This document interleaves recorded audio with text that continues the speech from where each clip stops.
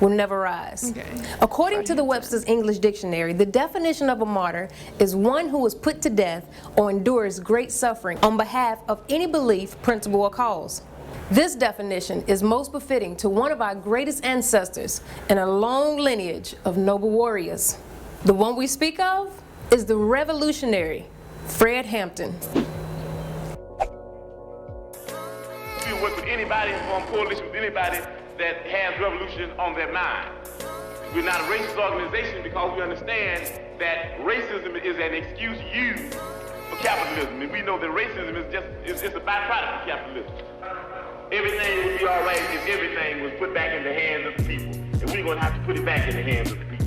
And why they want to get rid of me? Because I'm saying something that might wake up some other exploited people and some other oppressed people, and if all these people ever get together, then these pigs that are exploiting us, we'll be able to run them into the lake. That's why they want to get rid of us. Fred Hampton was born August 30th, 1948, and was raised in the Maywood suburbs of Chicago. He was an excellent student who was known and loved by many in his community. At an early age, he joined the fight for equality and freedom for his people. He was only 17 when he joined the NAACP and eventually became youth president of the Illinois chapter. He was a master orator, full of charisma. As a teenager, he organized over 500 black youth to lobby city officials to improve the academic and How did Candace Owens say it? Orator? recreational institutions in the black community. And in 1968, like many other young black activists, he became disenchanted with the NAACP. And he joined the Black Panther Party. You dare to struggle, you dare to win. If you dare not to struggle, then goddamn it, you don't deserve to win. Let me say peace to you if you're willing to fight for it. The dark brown shades of my skin only add color to my tears. That splash against my hollow bones that rocks my soul. In America, black people are treated very much as the Vietnamese people or any other colonized people because we're brutalized. The police in our community occupy our area, our community as a foreign troop occupies territory. And the police are there not to, in our community, not to promote our welfare or for our security and our safety, but they're there to contain us, to brutalize us and murder us because they have their orders to do so. And just as the soldiers in Vietnam have their orders to destroy the Vietnamese people.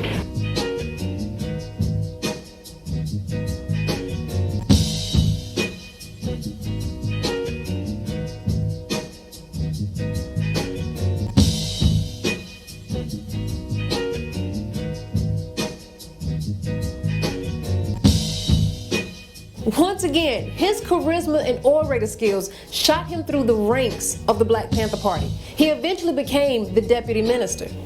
Under his leadership, the People's Clinic excelled, and the breakfast program for children reached new heights. People learn by example. I don't think anybody has an argument with that. I think that when Huey P. Newton said that people learn basically by observation and participation, I think that everybody caught on to that. So what we're saying very simply is that if they learn by observation and participation, then we need to do more acting than we need to do writing. And I think the Black Panther Party is doing that. That we didn't talk about a Breakfast for Children program, we've got one. Come on in, little brother. Come on in, little sister. Y'all can sit down and get something to eat. Due to his dynamic ability to organize and mobilize, he quickly became chairman of the Black Panther Party. See, the thing is with me, Dig, I need to know some more about it. I wish you had some more literature about the educational thing here. Because, you dig, as far as we're concerned, in the struggle, the way we look at struggle is that this depends on the educational thing, you dig? Because this depends on the education. Well, the whole thing. No, but in the end, this does. You can form this with no education. You can form this. No, not the way we talking about forming it. You know, right. We talking about forming it right. You know, it's not on the paper. We didn't write it on the paper. Form it right with no education. No. Let me give you an example. Jomo Kenyatta formed the excellent revolution with no education. And on the day of the end thing, Jomo told the motherfucker, said, well, you know, you've been educated to hate the enemy, but I'm your brother. I let him lead the revolution. Now I'm more pressure.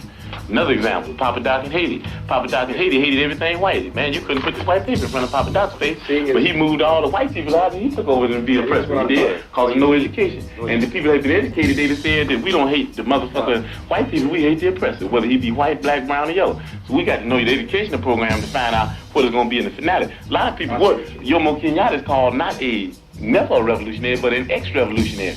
So is Papa Doc. They brought on a successful revolution. That thing in the Mao's was a bitch. Bantu freedom fighters, all that kind of action. What we saying is the end. That you don't judge Castro now. You can't do it. Nobody in this room could judge whether Castro's going to be a revolutionary or not. You know what I mean? We're talking about things, you know what I mean, with China, the People's Republic, and even at the stage they're in now, talking about even going on further into a communistic state. That's what we're talking about. Those are revolutionaries. So we got to understand here the educational program that you have to be able to figure out whether it will go on the right lines, whether people will end up in a situation where they can be able to really control themselves. You understand what I'm saying? With no education, the people that take this local foundation and start stealing money because they won't be really educated to why it's the people's thing anyway. You understand what I'm saying? With no education, you have neo-colonialism instead of colonialism, like you got in Africa now, like you got in Haiti. So what we're talking about is there has to be educational program. That's very important. As a matter of fact, it's so important for us that a person has to go through 6 weeks of our political education before he can consider himself a member of the party, able to even run down ideology for the party.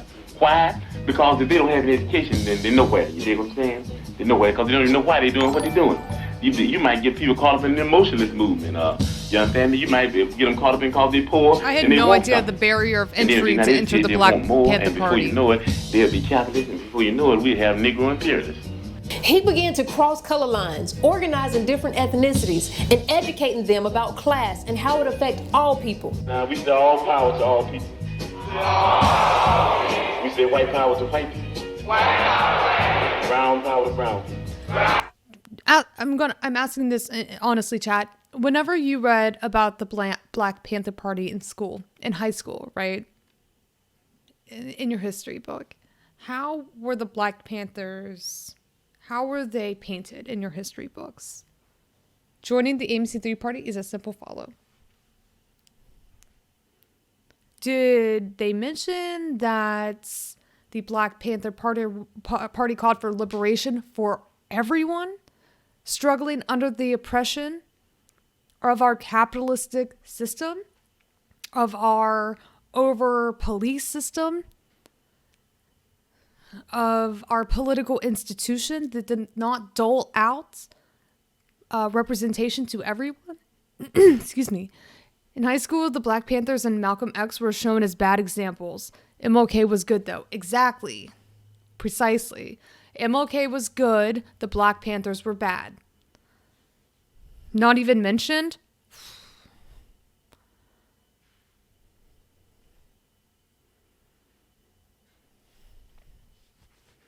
All right. And this is why it's so incredibly dangerous to see how in our general curriculum, our history is so incredibly whitewashed and so historically inaccurate that this absolutely does nothing to help educate the history of racism in this country and the pushback and the militarized response to the Black Panther Party and how most members of the Black Panther Party were full-blown executed. And I grew up in the liberal part of Oregon. My textbooks didn't mention them at all during high school. They didn't mention any left forces at all in America.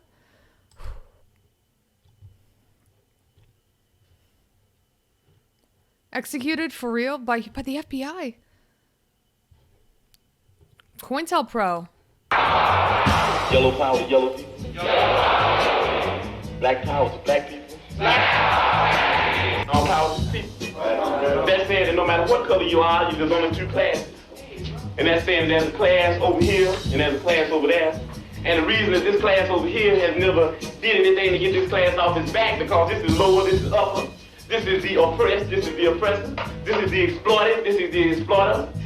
And these people in this class have divided themselves. They say, I'm black and I hate white people. I'm white and I hate black people. I'm Latin American and I hate hillbillies. I'm hillbilly and I hate Indians. So we fight amongst each other. This became known as the Rainbow Coalition. He collaborated with the Young Lords, a Puerto Rican organization. the Blackstone Rangers, a well-known street gang. Students for Democratic Society. Lipsy 3, what?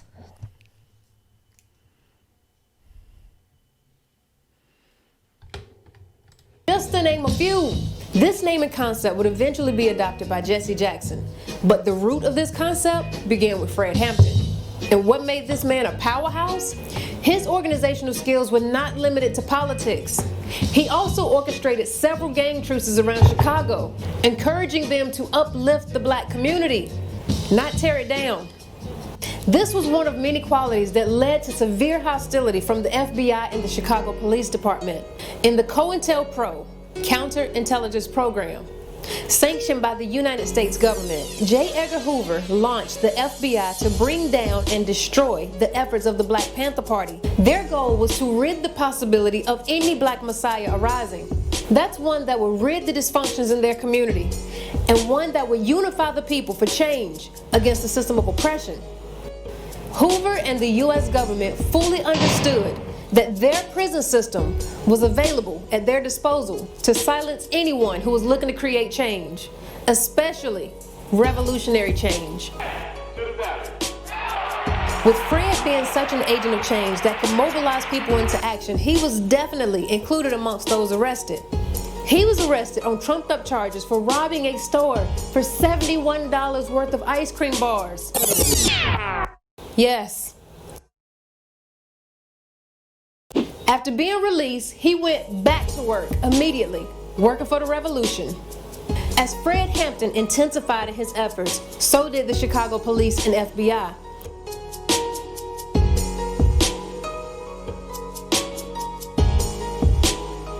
This led to the recruitment of William O'Neill by the FBI. My recruitment by the FBI was very efficient, very simple, really. I'd stolen a car and went joyriding over the state limit, and they had a potential case against me, and I was looking for an opportunity to work it off.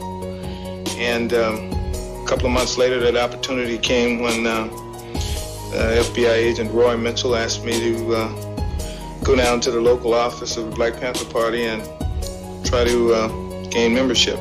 He was able to get close up on Chairman Fred, even becoming one of his bodyguards. We're very confident that nobody's coming in the front door. Nobody. No gas. Nobody getting on the roof, Jim. I want you to know that. Nobody getting on the roof. We believe in, fire, cover, and William O'Neill, on December 3rd, slipped a barbiturate into the drink of Fred Hampton, ensuring that he would be asleep for the mass murder prepared by the police department. On December 4th, at 4:30 a.m., a pre-dawn raid took place at 2337 West Monroe Street. 12 officers opened fire, assassinating Fred Hampton while laying in bed with his girlfriend, Deborah Johnson. In this raid, Fred Hampton and Mark Clark were both assassinated. Deborah Johnson, his girlfriend, along with 4 others, survived, but were seriously wounded. Pigs kept on shooting. So I kept on hollering out. Finally, they stopped. They pushed me and the other brother by the kitchen door and told us to face the wall. Heard a pig say, he's barely alive, he'll barely make it. I assume they were talking about Chairman Fred. But then they started shooting the pigs, they started shooting again. I heard the sister scream. They stopped shooting. The pig said, he's good and dead now. The pigs were running around and laughed, and they were really happy, you know, talking about Chairman Fred is dead. I never saw Chairman Fred again. This raid was ordered by the FBI, carried out by the Chicago Police and Cook County, Illinois State Department office, led by Edward Hannaran.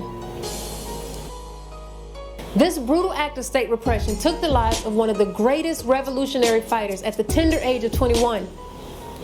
Although he died young, he left a lifetime of work and a legacy.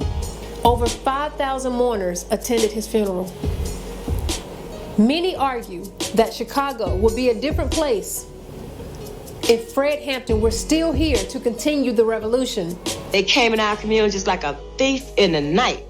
And they just snatched Fred's life just like that, you know. And it's just like, why? This brother have done nothing to none of you all.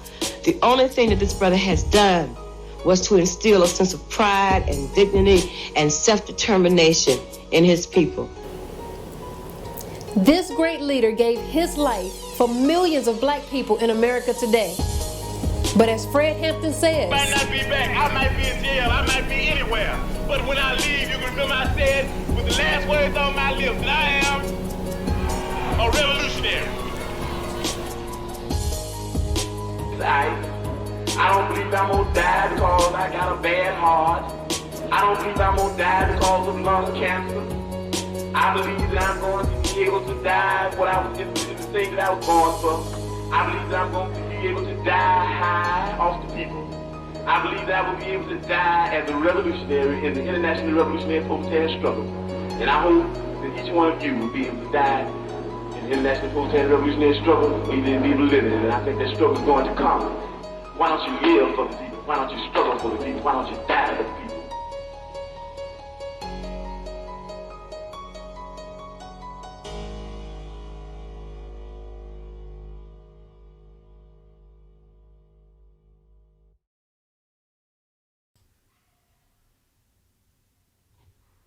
It's really good.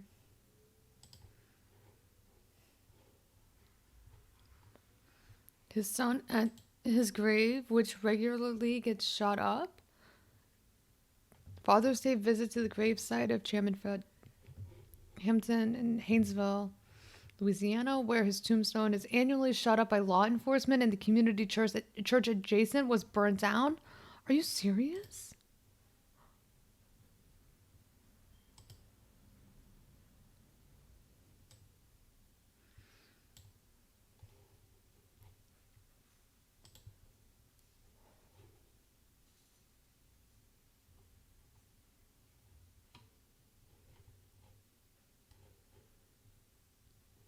Yeah,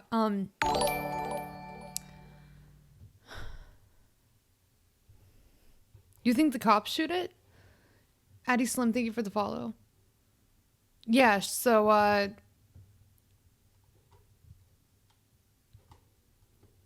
if you believe that